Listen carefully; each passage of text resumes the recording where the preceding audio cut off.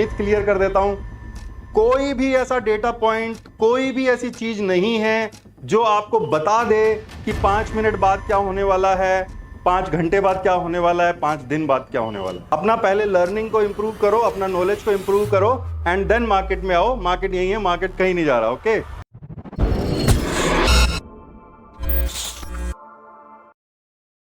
Okay, now this thing is clear, setup thing is clear. Now the structure part. Structure पे हम चलते हैं कि इसकी ऑप्शन स्ट्रक्चर कैसे बनाई जाती है, ऑप्शन स्ट्रेटेजी आप इसको बोलते हो, वो कैसे बनाई जाती है। ओके, स्ट्रेटेजी पार्ट में क्या होता है, यहां पे आप एक ऑप्शन को बाई करते हो, एक कॉल ऑप्शन को बाई करते हो और एक कॉल ऑप्शन को आप सेल करते हो इसके अगेंस्ट। तो यहां पे कॉल को बाई करने के लिए आपको कुछ डेबिट पे करना पड़ता है। जैसे आपने ऑप्शन बाइंग करते हैं ना, अपने नेकेड ऑप्शन बाइंग करते हैं, मान लीजिए कोई 100 रुपीज का ऑप्शन है, अगर हमको उसको बाई करना है तो 100 रुपीज हमको पे करने पड़ते हैं। अब इसके अंदर प्रॉब्लम क्या है, नेकेड बाइंग के अंदर प्रॉब्लम क्या है, वो है थीटा डीके। कि भाई मान लो आपने ये सेटअप बनाया कि भाई ठीक है, ये सेटअप यहां पे आपने ऑप्शन बाई कर लिया, बट व्हाट इफ अगर ये ऊपर जाए फिर नीचे आए, फिर यहां पे थोड़ा कंसोलिडेट करके फिर ऊपर जाए, तो ये जो होता है ना, इसको क्या बोलते हैं हम, कंसोलिडेशंस और करेक्शंस, या फिर होल्ड फेज भी आप इनको बोल देते हो। Hold phases are the nature of market, ये मार्केट में हमेशा आते रहते हैं। तो बाई चांस अगर आपने ऑप्शन बाई कर रखा है, तो ये अगर यहां 2 दिन तक भी ये यहां पे हो गया ना, तो आपका ऑप्शन डीके हो जाएगा। आपका ये 100 रुपीज का ऑप्शन है ना, आपके जो ये पॉइंट एंट्री लेवल यहां के नीचे भी नहीं आया है, बट ये 100 रुपीज आपका 50 रुपीज हो जाएगा ड्यू टू थीटा डीके।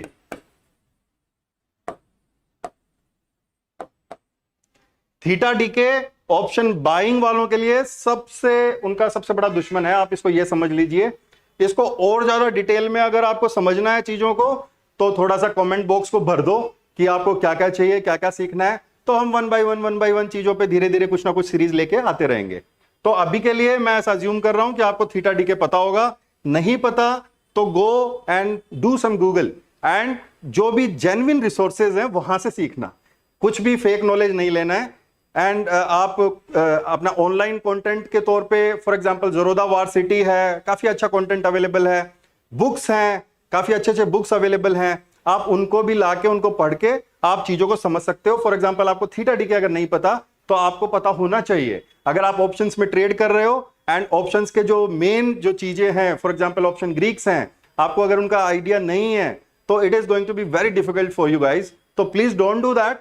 अपना पहले लर्निंग को इंप्रूव करो, अपना नॉलेज को इंप्रूव करो एंड देन मार्केट में आओ। मार्केट यही है, मार्केट कहीं नहीं जा रहा। ओके, तो यहां पे इस थीटा डीके को कॉम्पनसेट करने के लिए हम एक ऑप्शन को सेल भी कर देते हैं साथ साथ, कि अगर मेरे को यहां पे 50 रुपीज का इसने नुकसान दे दिया है थीटा ने, तो मेरे को यहां का जो मैंने ऑप्शन मान लीजिए सेल किया है 50 रुपीज में, तो वो भी यहां पे कितने पे आ जाएगा, 20 पे। मतलब वहां पे मेरे को कितने का गेन हो जाएगा, 30 का।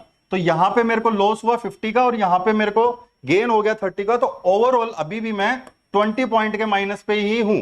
तो I can stay in that trade, मैं उस ट्रेड में रुक सकता हूं। और अगर मैंने ऑप्शन बाइंग ही कर रखा है तो ऑब्वियसली ये मेरे को बहुत ज्यादा माइनस दिखा देगा, तो वहां पे मैं उस ट्रेड में रुक भी नहीं पाऊंगा।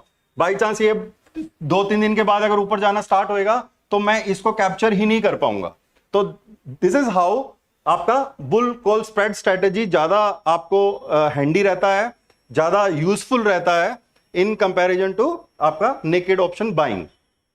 चलिए अब हम देख लेते हैं स्ट्राइक कौन सा अपने को बाई करना है, कौन सा सेल करना है। तो सबसे पहले आप बाइंग का सोचो, यहां पे जो भी आपका बाइंग का स्ट्राइक है वो स्ट्राइक कौन सा होना चाहिए, वो आपका लेवल होना चाहिए आपका एंट्री के हिसाब से। आपका जो भी एंट्री आया है, मतलब ऐसा पॉइंट जहां से आपको लग रहा है मार्केट ऊपर ही जाएगा, वो वाला पॉइंट पे आप ऑप्शन को बाई करोगे।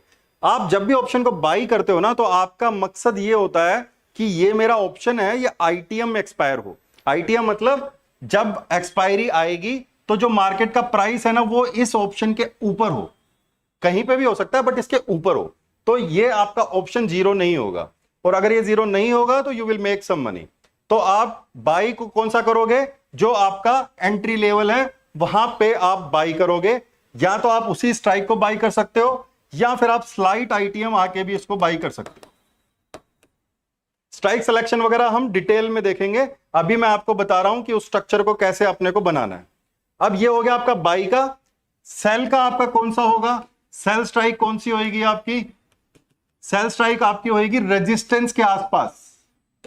रेजिस्टेंस के आसपास का मतलब क्या है कि प्राइस एक्शन में कोई रेजिस्टेंस अगर है पहले से, मान लो यहां पे कोई रेजिस्टेंस है, ये वाला एक रेजिस्टेंस है, तो आप कोशिश करोगे कि इसके ऊपर की कोई स्ट्राइक आप सेल कर दोगे, तो आपका अजम्पशन ये है कि मार्केट कहीं ना कहीं यहां पे कहीं बीच में आपका एक्सपायर होगा, तो आपको यहां पे ये वाली स्ट्राइक आपकी जीरो वैसे हो जाएगी और उस पे एक्सपायरी पे, और ये वाला आपका आईटीएम रहेगा, तो आप यहां पे पैसा आपका बनेगा।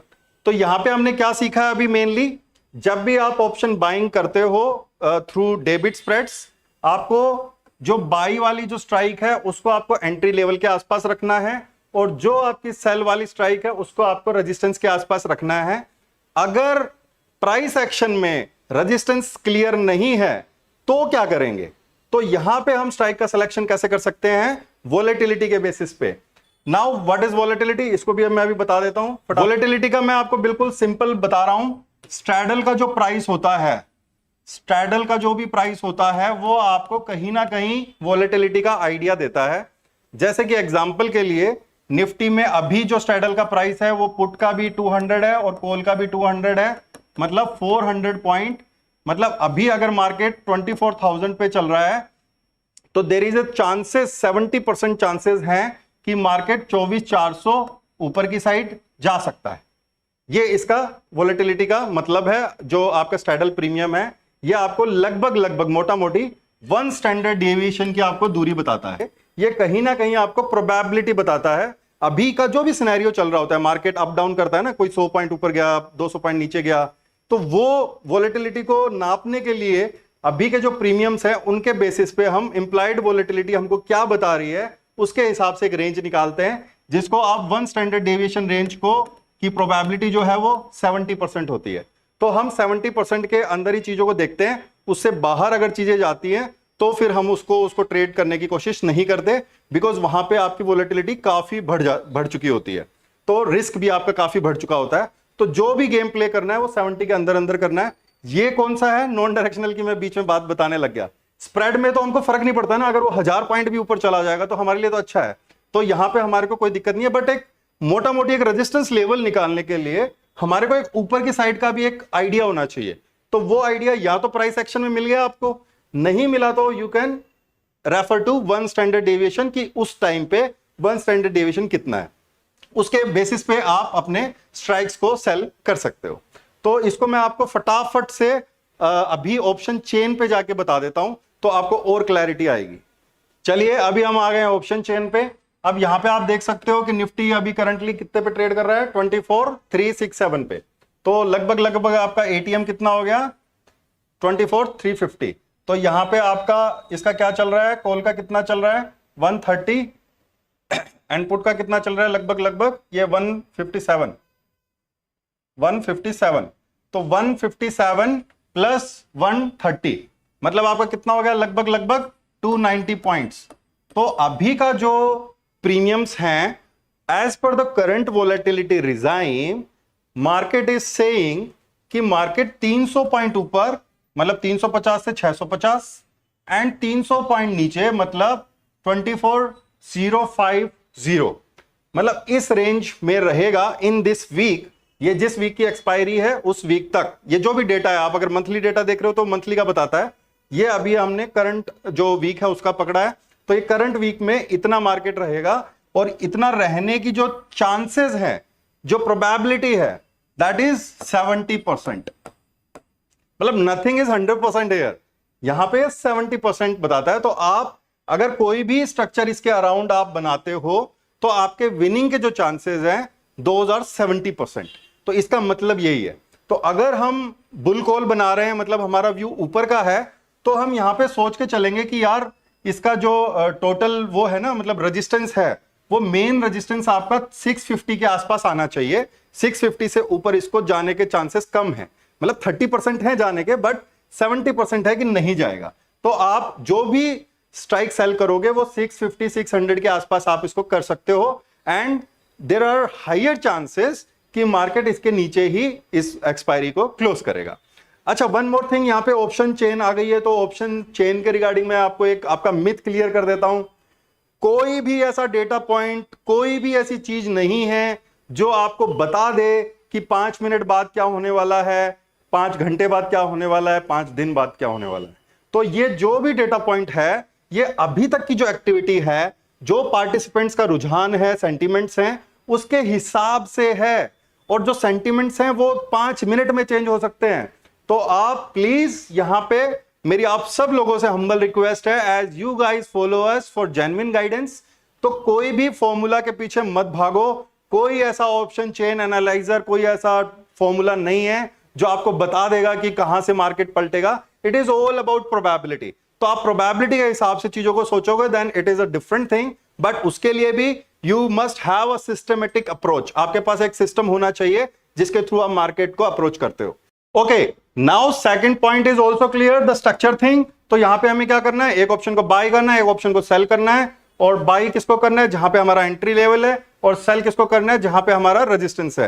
रेजिस्टेंस या तो प्राइस एक्शन के हिसाब से मिल जाएगा, नहीं है तो आप उसको वोलेटिलिटी के बेसिस पे, या फिर आप इसको बोल लो इंप्लाइड वोलेटिलिटी के बेसिस पे भी फाइंड आउट कर सकते हो।